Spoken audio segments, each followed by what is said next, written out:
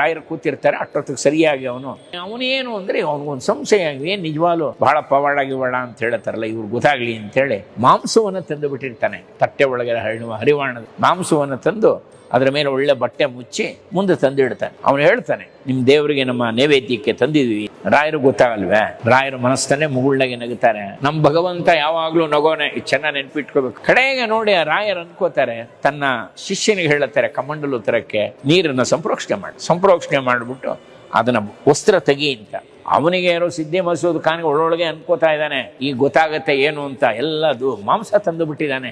ರಾಯರಿಗೆ ಗೊತ್ತು. ಆ ತೆಗೆದ ಕೂಡಲೇ ನೋಡ್ತಾನೆ ಅವನು, ಎಲ್ಲ ಹಣ್ಣುಗಳಾಗ ಒಳ್ಳೆ ಫಲಗಳು.